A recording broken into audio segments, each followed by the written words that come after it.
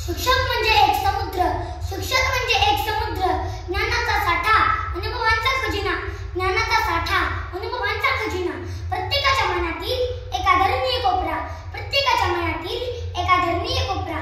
सन्माननीय व्यासपीठावर उपस्थित सर्व मान्यवर, गुरुजन वर्ग व माझ्या मित्रमैत्रिणींनो, सर्वांना माझा नमस्कार व सर्वांना शिक्षक दिनाच्या हार्दिक हार्दिक शुभेच्छा. मी अरुष आज शिक्षक दिनानिमित्त माझे मनोगत व्यक्त करण्यास तुमच्या समोर उभा आहे.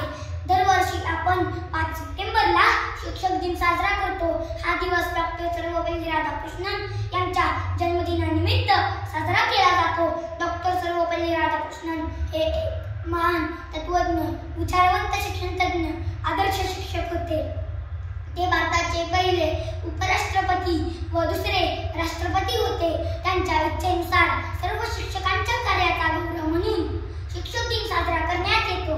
डॉक्टर सर्वपल्ली राधाकृष्णन यांचा जन्म 5 सप्टेंबर 1888 रोजी तमिळनाडूतील तिरुमणी गावात एका गरीब ब्राह्मण कुटुंबात झाला.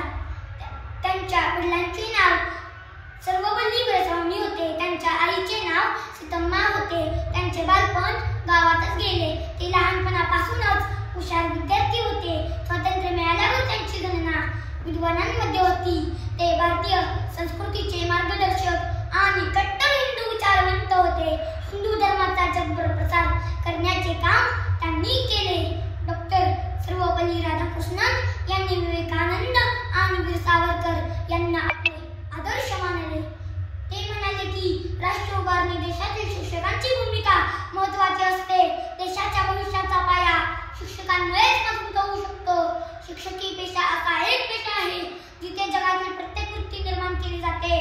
डॉक्टर सोवा इंजिनियर तो घडतो एका शिक्षकामुळेच.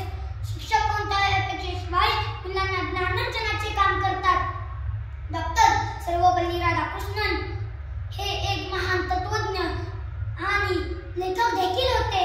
त्यांनी इंग्रजी भाषेत 60हून अधिक पुस्तके लिहिली. डॉक्टर सर्वपल्ली राधाकृष्णन यांचे 17 एप्रिल 1975 रोजी गंभीर आजाराने निधन झाले. पण त्यांच्या काळातील एक महान तत्वज्ञ आणि शिक्षणतज्ञ म्हणून ते आजही अमर आहे.